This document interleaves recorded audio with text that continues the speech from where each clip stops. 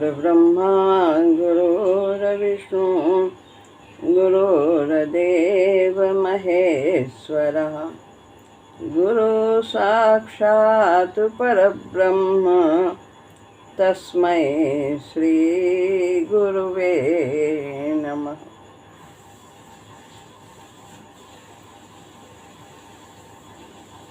श्रीमद् भगवद गीता अध्याय 15, इसका अंतिम श्लोक 20वां श्लोक है।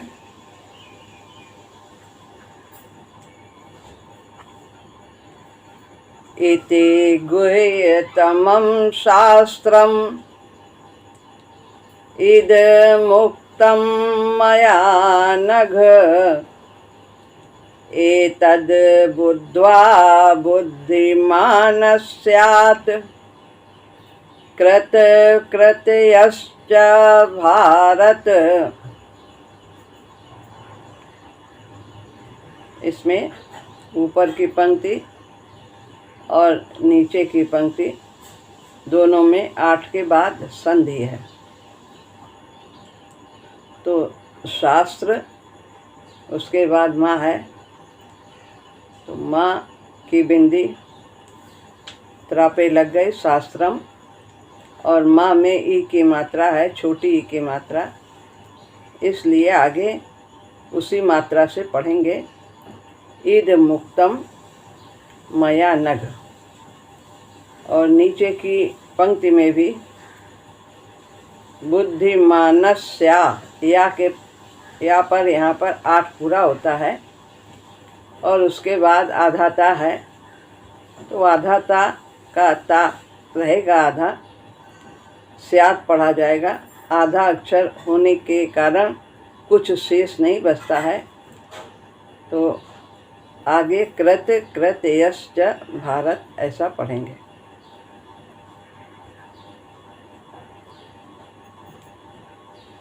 भगवान ने क्षर और फिर अक्षर का विवेचन करने के बाद पुरुषोत्तम का विवेचन किया और स्वयं को पुरुषोत्तम सिद्ध किया। तो इसका क्या प्रयोजन है स्वयं को पुरुषोत्तम सिद्ध करने का, इस श्लोक में भगवान बताते हैं।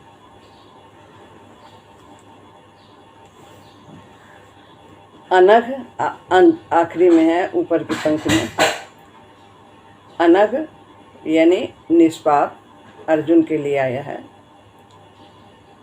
मया मेरे द्वारा, इति आरंभ में इति माने इस प्रकार, गुह्यतमम अत्यंत गोपनीय, गुह्य गुह्यतर और गुह्यतम, तो ये अत्यंत गोपनीय शास्त्र, शास्त्रम यानी शास्त्र, इदम उक्तम,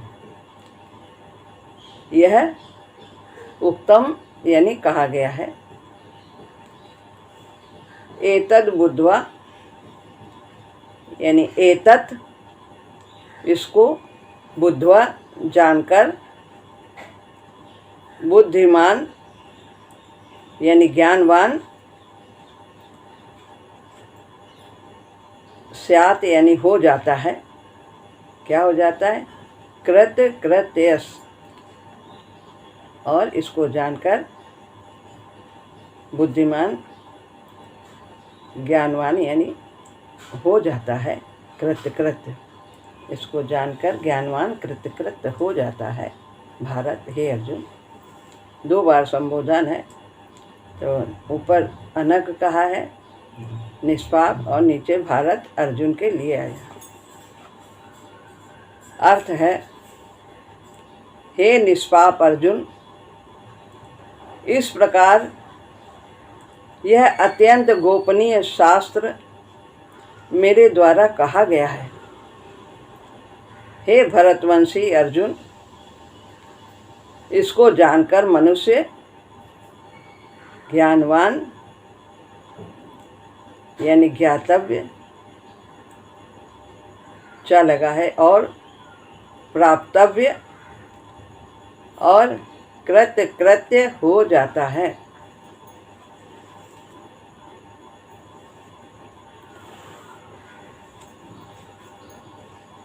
क्या जान करके?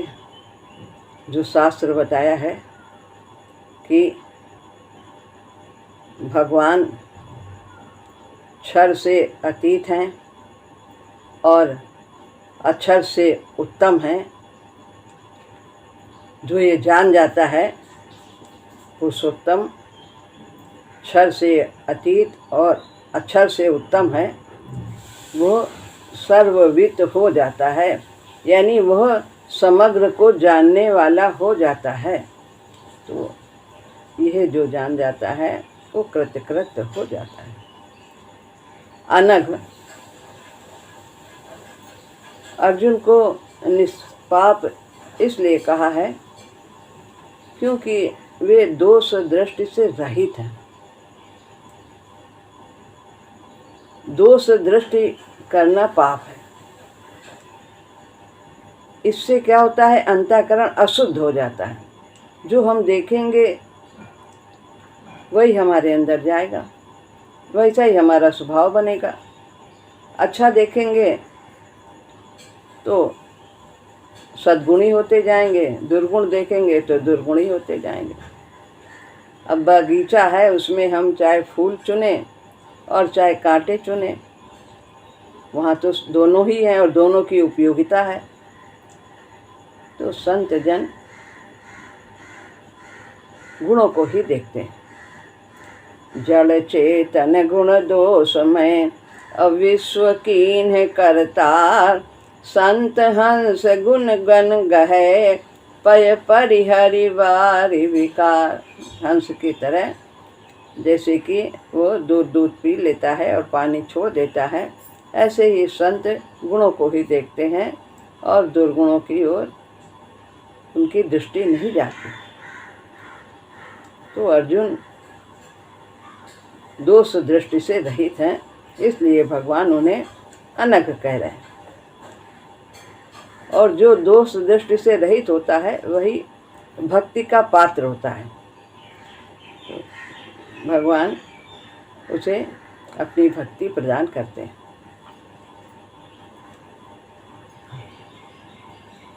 गोपनीय बात दोष दृष्टि से रहित मनुष्य के सामने ही कही जाती है। यदि दोष दृष्टि वाले मनुष्य के सामने इस तरह की बातें रहस्य वाली गोपनीय तो परमात्मा की ही बातें हैं, जो सबके सामने नहीं कही जाती, जो उसका पात्र होता है, जो ग्रहणशील होता है, उसी को कही जाती। तो भगवान ने 9वें अध्याय के पहले श्लोक में भी भगवान ने अर्जुन को दोष दृष्टि से रहित कहते हुए ही गुह्यतम ज्ञान बताने की प्रतिज्ञा की थी। और इस 15वें अध्याय में तो 9वें अध्याय से भी अधिक गोपनीय विषय बता दिया। क्या गोपनीय बात बता दी? कि मैं ही पुरुषोत्तम हूँ। इससे बड़ी गोपनीय बात क्या होगी? शास्त्रों में तो क्षर अक्षर और पुरुषोत्तम इन सब की चर्चा होती है, ये लिखा है, विवेचन है उनका। लेकिन यहाँ तो 9वें अध्याय में भगवान स्वयं कह रहे हैं मैं ही क्षर से अतीत और अक्षर से उत्तम, मैं ही पुरुषोत्तम हूँ। तो ये तो अत्यंत गोपनीय, उससे भी गोपनीय बात कह दी। तो 9वें अध्याय में सब विवेचन किया है, प्रकृति आदि का, राज विद्या योग है, सब बताया उसने। लेकिन यहाँ तो और भी गोपनीय बात कह दी कि मैं ही पुरुषोत्तम हूँ। तो यदि दोष दृष्टि वाले मनुष्य के सामने गोपनीय बात कह दी जाए तो उस मनुष्य पर उसका उल्टा असर पड़ता है कि देखो कैसे अपने को परमात्मा कह रहे हैं, पुरुषोत्तम कह रहे हैं। और उसमें उसका उल्टा प्रभाव पड़ेगा और वो और भगवान के प्रति दोष दृष्टि करने लगेगा। अर्थात वो गोपनीय बात का उल्टा अर्थ लगाकर वक्ता में ही दोष देखने लगता है। यह कि ये तो वक्ता बड़ा आत्मश्लाघी है, अहंकारी है और अपने आप अपनी बड़ी बड़ाई करते हैं, ऐसा उसके अंदर भाव आएगा। इससे दोष दृष्टि करने वाले की भी हानि होती है, उसकी भी हानि होती है, उसके अंदर और खराब विचार आने लगते हैं। तो ऐसे सबके सामने ये गोपनीय रहस्य नहीं कहा जाता। दोष दृष्टि होने में मुख्य कारण क्या है? अहंकार। मनुष्य में जिस बात का अभिमान होता है उस बात की उसमें कमी होती है, यानी थोड़ा सा है अधजल गगरी छलकत जाए। और जिस बात का अभिमान होता है, अगर हमने अहंकार किया किसी गुण का, जरा सा भी है हमारे पास, तो वो गुण तत्काल दुर्गुण में बदल जाता है, क्योंकि दूसरे की चीज को हम अपना कह रहे हैं। ये गुण किसका है? जितने भी सद्गुण हैं वो सब परमात्मा के गुण हैं, और उसे हम अपना मानने लगते हैं, मैं ऐसा हूं। मैं उस कमी को वो दूसरों में देखने लगता है और अपने में अच्छाई का अभिमान करने लगता है कि मैं तो अच्छा हूँ और दूसरे में कमी है। तो इस तरह से उसका पतन होने का भय रहता है, संभावना रहती है। तो सबके सामने ऐसी गोपनीय बात ना गुरु कहते हैं ना भगवान कहते हैं, जिसको पात्र समझते हैं उसी को कहते हैं। यदि दोष दृष्टि वाले मनुष्य के सामने भगवान अपने को सर्वोपरि पुरुषोत्तम कहे तो उसको विश्वास नहीं होगा। कितने थे महाभारत का जब युद्ध हुआ, उस समय कितने लोग उस काल में द्वापर युग में भगवान को भगवान जानते थे? गिने चुने थे 2-3 लोग। तो और भगवान ने सभी के सामने अपने को प्रकट नहीं किया। ना हम प्रकाशा सर्वस्व योग माया समावृता मूढ़ो अयम ना विजानाति लोको माम जमव्ययम। 7वें अध्याय में भगवान ने कहा, मैं सबके लिए प्रकाशित नहीं होता। ये भजन दे तो माम भक्त्या मई ते सुचापे हम। जो मेरा भजन करता है प्रेम पूर्वक, उसके लिए मैं प्रत्यक्ष हो जाता हूँ, वरना अपने को माया से आवृत रखता हूँ।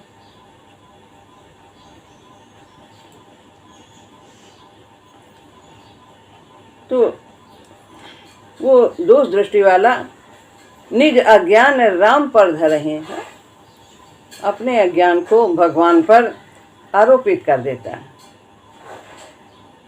भगवान के प्रति दोष दृष्टि होने से उसकी बहुत हानि होती है। इसलिए भगवान और संतजन दोष दृष्टि वाले अश्रद्धालु मनुष्य के सामने गोपनीय बात प्रकट नहीं करते।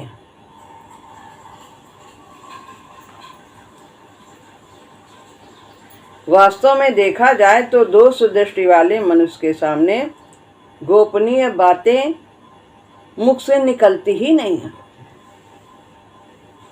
तो यहाँ अनघ अर्जुन के लिए संबोधन किया है भगवान ने। तो वे दोष दृष्टि से रहित हैं, इसलिए उन्होंने अपना सब कुछ रहस्य उड़ेल कर रख दिया है। सब कुछ विराट रूप भी दिखा दिया और वाणी से भी सब कुछ कह रहे हैं। अर्जुन के लिए अनघ संबोधन देने में यह भाव भी हो सकता है कि इस अध्याय में भगवान ने जो परम गोपनीय प्रभाव बताया है वो अर्जुन जैसे दोष दृष्टि से रहित सरल पुरुष के सम्मुख प्रकट किया जा सकता है। ये नहीं कि अर्जुन को ही कहा है कि अर्जुन ही अनघ है, पर ऐसा अनेक युग में यदि इस प्रकार का दोष दृष्टि से रहित पुरुष सामने होता है गुरुजन के, वक्ता के, तो वो उनको ये सब रहस्य की बातें बता सकते हैं ताकि वो अपना उद्धार कर सके और कल्याण कर सके, आगे बढ़ सके। इत गुहितमं शास्त्रमिदं। अब ये शब्द है, इसकी व्याख्या करते हैं कि इसे गुहितम शास्त्र कहा है। 14वें अध्याय में 26वें श्लोक में अंत में अव्यभिचारिणी भक्ति की बात भगवान ने कही थी। माम चायो अव्यभिचारेण भक्ति योगेन सेवते सा गुणान समतीतेतान ब्रह्म भूयाय कल्पते। कि जो मेरी इस प्रकार अव्यभिचारिणी भक्ति करता है वह गुणातीत हो जाता है। एक परमात्मा का ही आश्रय लेना, उन्हीं के शरण होना, तो अव्यभिचारिणी भक्ति है। तो अव्यभिचारिणी भक्ति की बात कहने के बाद भगवान ने 15वें अध्याय के पहले श्लोक से 19वें श्लोक तक, कुल 20 श्लोक हैं। अब इस श्लोक में समापन करते हैं, उपसंहार करते हैं। तो पहले श्लोक से लेकर के 19वें श्लोक तक क्षर अक्षर और पुरुषोत्तम विषय का वर्णन किया है अव्यभिचारिणी भक्ति के लिए। अव्यभिचारिणी भक्ति की बात अंत में कही थी 14वें अध्याय में, तो उसी के लिए इस विषय का आरंभ किया है, क्षर का, अक्षर का और पुरुषोत्तम का, ताकि जो मनुष्य है इनको जान करके उसे परमात्मा में अव्यभिचारिणी भक्ति प्राप्त हो जाए। इसीलिए इसमें ये सब वर्णन किया है।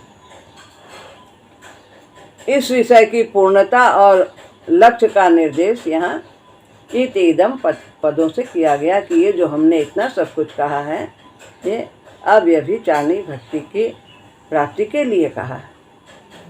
उसी विषय को आगे बढ़ाया है कि जो ऐसा अव्यभिचारिणी भक्ति करता है वो गुणातीत हो जाता है। और अव्यभिचारिणी भक्ति कैसे प्राप्त होती है? तो वो क्षर और अक्षर और पुरुषोत्तम इनको जानने से वो अव्यभिचारिणी भक्ति प्राप्त कर सकता है। जो उस सब सत्यता से जान लेता है, तत्व से जान लेता है।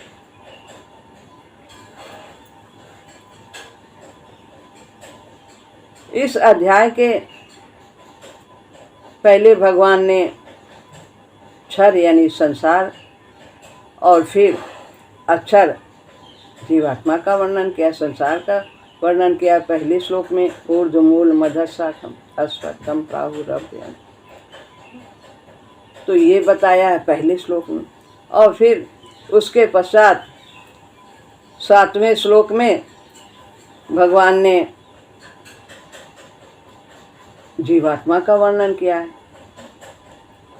कि 7वां ही है शायद, ममैवांशो जीव लोके जीव भूतः सनातन मना षष्ठान इंद्रियाणि प्रकृति स्थान कर्षति।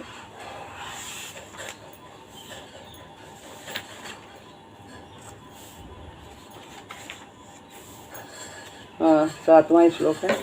और इस तरह भगवान ने बताया। और फिर पुरुषोत्तम की बात कही, अपने प्रभाव की बात कही 12वें श्लोक में। यदादित्य गतम तेजो, जो भी तेज है आदित्य में यानी सूर्य में वो सब मेरा है, चंद्रमा में मेरा तेज है, अग्नि में मेरा तेज है, मैं ही पृथ्वी को धारण करता हूँ। आगे कितना सब कुछ बताया। 13 विभूति का 13वें उसमें वर्णन किया, उसके श्लोक में 12 से 15 श्लोक तक। फिर भगवान ने यह गोपनीय बात प्रकट की कि जिसका यह सब प्रभाव है वो मैं ही हूँ। क्षर अक्षर और फिर पुरुषोत्तम का प्रभाव बताते हुए फिर उन्होंने बाद में कह दिया कि वो सब जो ये प्रभाव है जिसका, वो सब मेरा ही प्रभाव है, मैं ही हूँ। तो इस तरह से यह गोपनीय बात, अत्यंत गोपनीय बात कि मैं ही वह पुरुषोत्तम हूँ, यह अर्जुन से उन्होंने बताया। जैसे नाटक होता है उसमें जो पात्र होता है वो अपना परिचय अभिनय के समय नहीं देता है। मनुष्य की तरह भगवान इस पृथ्वी पर मनुष्य का वेश धर करके यहाँ पर अवतरित होते हैं मानव रूप में, और ऐसा बर्ताव करते हैं कि अज्ञानी मनुष्य उनको जान ही नहीं पाता। सब खेलते हैं, रास लीला करते हैं, कितने तरह के सब रोते हैं, माता की मार भी खाते हैं डंडी से, सब कुछ रस्सी से बंध भी जाते हैं, सब ऐसी लीला करते हैं कि लोग भ्रमित हो जाते हैं। और नाटक में अपना परिचय भी नहीं दिया जाता, गुप्त रखा जाता है। परंतु भगवान ने इस अध्याय में अपना वास्तविक परिचय दे करके अत्यंत गोपनीय बात प्रकट कर दी। किसके सामने? अर्जुन के सामने। तो यह तो बहुत ही गोपनीय बात है कि मैं ही पुरुषोत्तम हूँ। तो उसके बाद यहाँ 18वें अध्याय में भी उन्होंने कहा कि मैं अत्यंत गोपनीय बात तुझसे कहता हूँ क्योंकि तू मेरा अत्यंत प्रिय सखा है। तो वो कहा उन्होंने, अंत में भी कहा कि मेरी भक्ति कर, मेरे लिए कर्म कर, मुझे नमस्कार कर, ये सब कहा। तो ये तो गोपनीय बात है कि क्या साधन कर तू। लेकिन सर्व गोहितम भूय शरण में परमम बचे इष्टोस में दृढ़मिति ततो वक्यामि ते हितम। मैं तेरे हित के लिए कहता हूँ कि तू ऐसा कर कि मेरी भक्ति कर, मुझे नमस्कार कर। तो यहाँ पर ये तो साधन की गोपनीय बात कही, लेकिन यहाँ तो उससे भी ज़्यादा गोपनीय बात कह दी कि मैं ही पुरुषोत्तम हूँ जिसका ही सारा प्रभाव है। तो ये उससे भी बड़ी गोपनीय बात है। इसलिए इस अध्याय को गुहितम कहा गया है। गुहितम कहा गया, इसमें श्लोक में कहा गया, भगवान ने अंत में कहा गुहितम और शास्त्र। गुहितम शास्त्र, तो गुहितम क्या है कि ये इतनी गोपनीय बात जो है अर्जुन से कही है कि मैं ही पुरुषोत्तम हूँ। तो यह गुहितम, इसलिए यह गुहितम शास्त्र कहा है। और शास्त्र क्यों कहा है? पहली बात तो गुहितम भगवान ने कह दिया, ये गुप्त रहस्य बता दिया कि मैं ही पुरुषोत्तम हूँ। और शास्त्र क्यों कहा है? इस अध्याय में शास्त्र में प्रायः संसार, जीवात्मा और परमात्मा का वर्णन होता है। शास्त्रों में 3 तत्व हैं, इन्हीं का वर्णन होता है। और इन तीनों का ही वर्णन 15वें अध्याय में हो गया है। इसमें भगवान ने संसार का भी वर्णन किया पहले श्लोक में, 7वें में जीवात्मा का, और 12वें में से 15वें तक तीसरे प्रकरण में परमात्मा का वर्णन किया। तो इसलिए इसी शास्त्र में, इसी अध्याय में, 15वें अध्याय में ही इसको गुहितम और शास्त्र कहा है। अन्य किसी अध्याय में ऐसा भगवान ने नहीं कहा। इसमें पुरुषोत्तम का वर्णन मुख्य होने के कारण इस अध्याय को गुहितम शास्त्र कहा गया है। इस गुहितम शास्त्र में भगवान ने अपनी प्राप्ति के 6 उपायों का वर्णन किया है। तो गुहितम शास्त्र क्यों कहा है? क्योंकि उन्होंने गुप्त रहस्य खोला कि मैं ही पुरुषोत्तम हूँ। और शास्त्र क्यों कहा है? कि शास्त्रों में तीनों का वर्णन होता है, संसार का, जीवात्मा का और परमात्मा का। तो इस अध्याय में तीनों का वर्णन है, इसलिए ये गुहितम शास्त्र इस अध्याय को कहा गया है।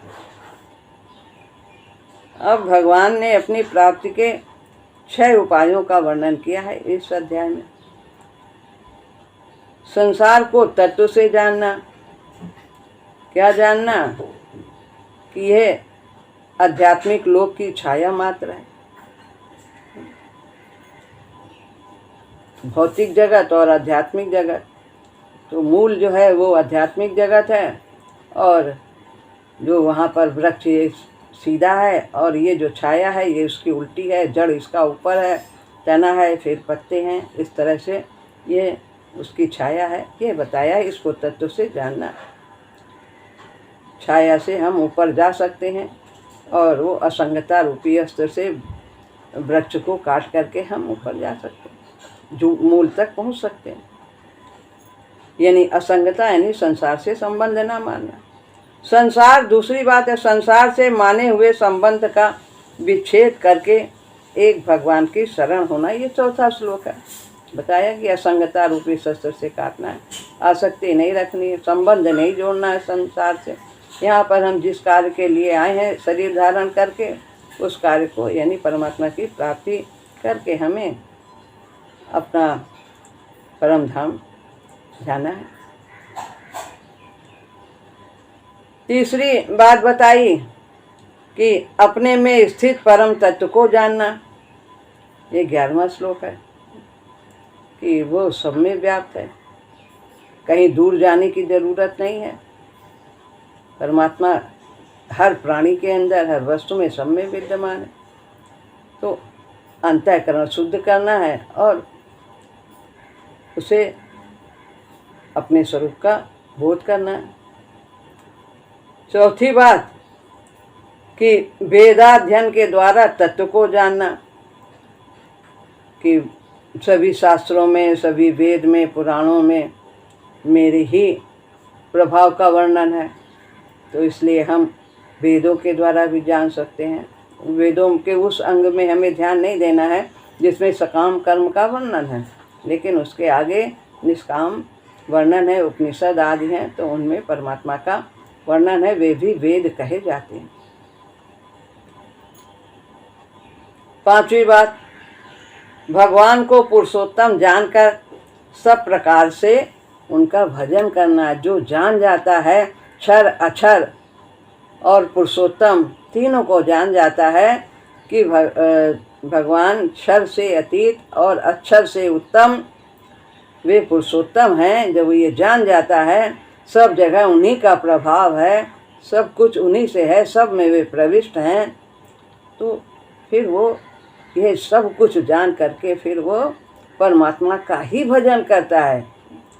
उमा राम स्वभाव जेहि जाना, और ताहि भजन तदि भाव नयाना। फिर वो और कुछ करता नहीं, उसके प्रत्येक कर्म परमात्मा का भजन ही होता है। उसका उठना बैठना, सोना जगना, खाना पीना, बात व्यवहार, सब कुछ वो परमात्मा के लिए ही करता है।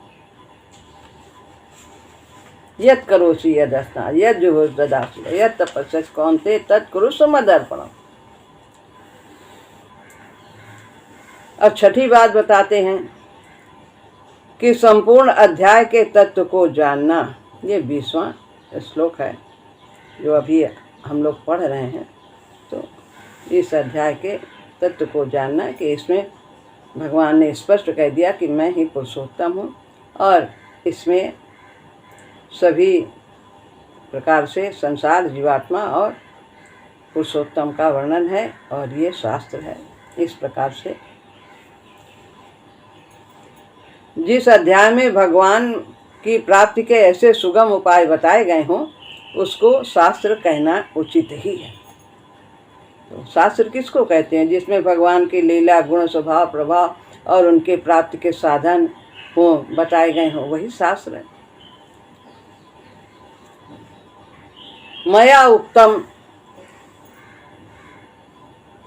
भगवान कहते हैं कि संपूर्ण भौतिक जगत का प्रकाशक, अधिष्ठान, समस्त प्राणियों के हृदय में स्थित, जो अभी पीछे हम लोगों ने पढ़ा है, वेदों के द्वारा जानने योग और वेदों का के तत्व का निर्णायक मेरे ही द्वारा होता है, और मैं ही वेदों को जानने वाला हूँ। तो इस तरह यह गुह्यतम शास्त्र अत्यंत कृपा पूर्वक कहा गया है। अपने विषय में जैसा मैं कह सकता हूँ वैसा कोई नहीं कह सकता है, इसलिए वे वेदों के ज्ञाता हैं। वास्तव में स्वयं भगवान के अतिरिक्त दूसरा कोई भी उनको पूर्ण रूप से जान ही नहीं सकता। सोई जानहि जेहि देहु जनाई, और जानत तुम्हि तुम्हि होई जाई। तुम्हारी कृपा तुम्हि रघुनंदन, जानहि भगत भगत उर चंदन। रामचरितमानस में कहा, आपकी कृपा से ही जाना जा सकता है। एतद् बुद्ध्वा बुद्धिमानः स्यात् कृत्य कृत्यश्च भारत। पूरे अध्याय में भगवान ने जो संसार की वास्तविकता और जीवात्मा का स्वरूप तथा अपने अप्रतिम प्रभाव का वर्णन किया है वो अत्यंत गोपनीय है। इस गुह्यतम शास्त्र को जो मनुष्य तत्व से जान लेता है, एतद् बुद्ध्वा, इसको जो जान जाता है वह सब कुछ जान जाता है, वो ज्ञातव्य हो जाता है, उसके लिए जानने को कुछ शेष नहीं रह जाता है, वो प्राप्तव्य हो जाता है, उसके लिए प्राप्त करने के लिए कुछ शेष नहीं रह जाता है। परमात्मा की प्राप्ति से बड़ा लाभ कुछ है ही नहीं।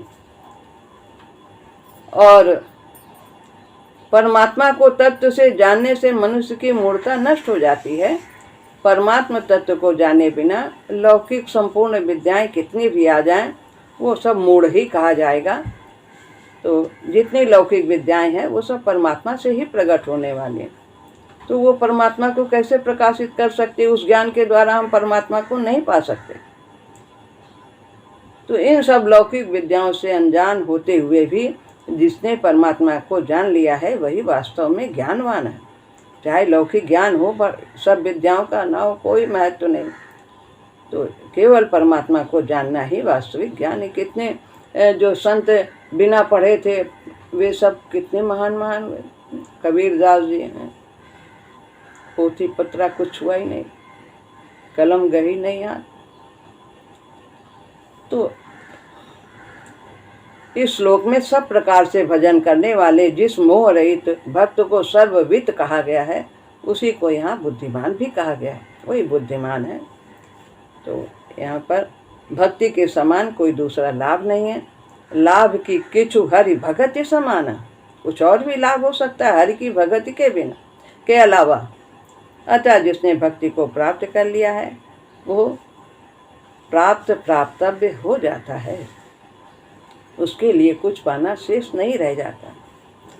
तो भगवत तत्व की यही विलक्षणता है कि कर्म योग, ज्ञान योग और भक्ति योग तीनों में से किसी एक की सिद्धि से कोई भी एक साधन करना,